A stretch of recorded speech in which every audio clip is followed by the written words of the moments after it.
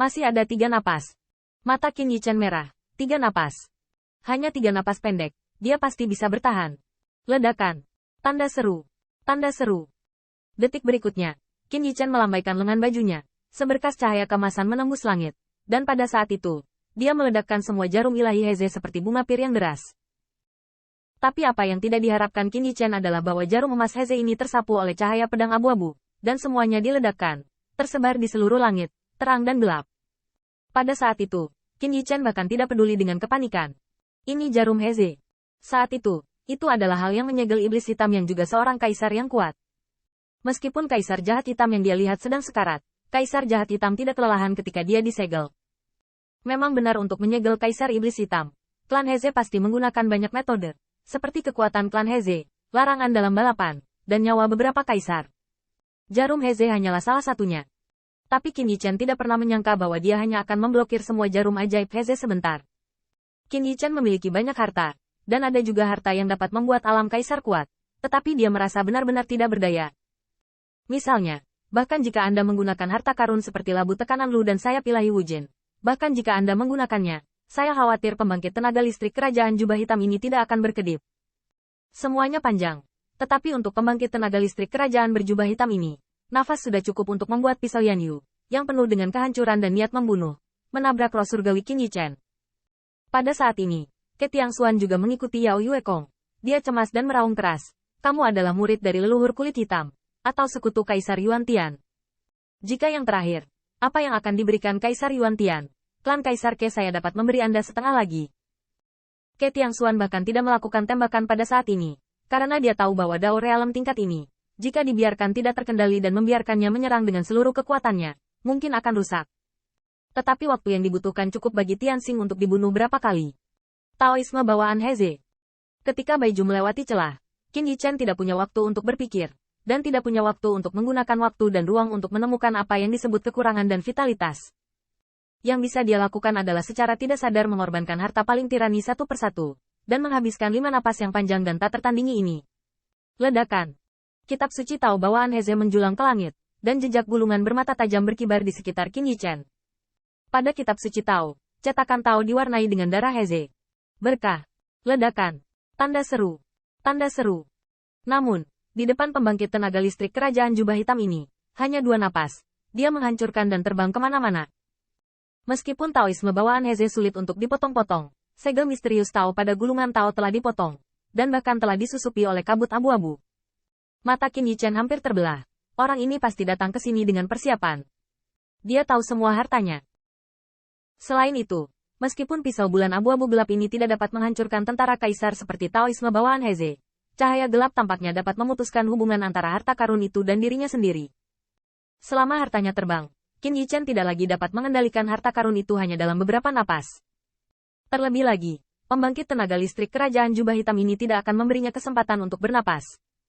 Ini jelas merupakan pembunuhan terencana yang bertujuan ekstrim. Namun, Taoisme bawaan Heze layak untuk menjadi Taoisme tertinggi dari sisi kaisar, dan telah sepenuhnya menolak 2 pedang dari kerajaan kaisar jubah hitam. 1 nafas dan 1 pisau. Setelah 2 pisau, 5 nafas telah tiba. Qin Yichen tidak bisa menahan nafas lega. Selama pisau bundar bulan darah memotong, lawan tidak lagi bisa bunuh diri. Namun, di saat berikutnya, mata Qin Yichen bergetar hebat karena gelombang darah Heze. Ledakan. Tanda seru. Tanda seru. Aku melihat lingkaran darah bulan menebas amarah lagi, bercampur dengan kekuatan langit yang hancur dan menelan bintang. Itu sangat ganas, menyebabkan kabut abu-abu runtuh dan bergetar hebat, dan bekas patah yang terlihat dengan mata telanjang itu langit runtuh dan gempa bumi. Namun, kabut abu-abu masih belum pecah. Pada saat itu, Qin Yichen dapat melihat bahwa Yao Yuekong masih membutuhkan pisau untuk menyelamatkannya. Putri Wenxing juga gemetar dengan tubuhnya yang halus, dan dia juga bisa melihat bahwa kabut abu-abu yang sangat rusak tetapi masih tidak bisa menembus langit, masih bisa menahan pukulan pisau bundar darah bulan. Dan dengan serangan yang mengerikan, Demon Yuekong tidak bisa meledak secara instan, dan kekuatan iblis harus dimobilisasi secara ekstrim sebelum bisa meledak. Ada 1 pedang tersisa, artinya, masih ada 5 nafas. 5 napas. 5 nafas barusan telah menyebabkan semua artefak kayu kekaisaran Bihai, bawaan Taoisme Heze, dan jarum ilahi Heze diledakkan. Ada 5 nafas lagi. Mereka tidak mungkin terbawa. Tetapi pada saat itu, Qin Yichen bahkan tidak memikirkan apakah itu salah perhitungan di Men Yuekong atau apakah kekuatan alam kaisar berjubah hitam ini tersembunyi lebih dalam. Dia hanya mengenal Putri Wenxing, yang wajahnya cantik tidak lagi berdarah di pelukannya, dan bahkan sangat putus asa sehingga matanya tersebar. Prajurit kekaisaran tidak ada di sana. Taoisme bawaan Heze tidak ada di sana. Lalu hanya gunung pisau neraka yang tersisa. Pengorbanan. Tanda seru. Tanda seru. Ledakan. Tanda seru. Tanda seru. Gunung pedang penjara setinggi puluhan ribu kaki tiba-tiba naik ke langit. Bila tajam yang tak terhitung jumlahnya berputar secara vertikal dan horizontal. Bahkan tulang-tulang yang berdiri di atas gunung bergetar hebat. Dan pupil darah gagang terbuka. Pupil darah hendak membelah. Dan Qin Yichen harus melawannya. Dan harus bertarung habis-habisan. Gunung Hellblade. Itu adalah prajurit kaisar yang sebanding dengan senjata Kaisar Bihai. Setidaknya sekuat senjata Kaisar Bihai di tangannya. Dan 10.000 tulang layu. Itu dilemparkan oleh mayat Kaisar Jahat Hitam. Jika Anda berjuang untuk menghancurkan tulang yang patah, beberapa napas waktu masih bisa dihentikan, kan? Qin Yichen tidak bisa memikirkan jawabannya. Dia juga tidak bisa melihat masa depan. Dia tidak punya pilihan sama sekali.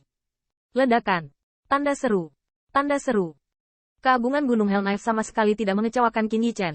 Tetapi yang membuat Qin Yichen hampir putus asa adalah ketika Gunung Hellknife hendak membombardir. Pembangkit tenaga listrik kerajaan berjubah hitam tiba-tiba terjepit. Taktik. Om. Detik berikutnya. Jubah hitam menghilang dengan kabut abu-abu, seolah-olah tidak ada tubuh Tao di bawah jubah hitam itu. Pedang penjara tenggelam dengan kuat, dengan ketinggian luar biasa puluhan ribu kaki. Bahkan jika pedang bulan abu-abu dapat membelahnya, itu akan membutuhkan jumlah pedang yang tidak diketahui. Bahkan Qin Yichen menegaskan bahwa pembangkit tenaga listrik kerajaan ini dapat mencapai Gunung Feihe Saber, tetapi sama sekali tidak mungkin untuk menghancurkannya. Terlebih lagi, ada kekuatan tulang yang jatuh dengan sendirinya, dan waktu 5 napas. Mungkin bukan tidak mungkin untuk lewat dengan selamat. Tetapi siapapun yang berpikir, kaisar yang kuat ini telah menyembunyikan Dao Dharma. Qin Yichen tidak mengharapkannya, tetapi semua ini tampaknya masuk akal. Pihak lain adalah seorang kaisar yang kuat, dan transendensi Taoisme berada di luar imajinasinya. Gunung Hellknife megah dan ganas, tetapi kabut abu-abu tidak kekal. Saat Gunung Hellknife menghantamnya, sepertinya gunung itu menghantam udara. Gunung pisau penjara hancur begitu keras sehingga bahkan tubuh Tao dari alam kaisar hampir tidak bisa menganggapnya enteng. Tetapi tidak peduli seberapa megahnya gunung, tidak mungkin untuk menghancurkan udara.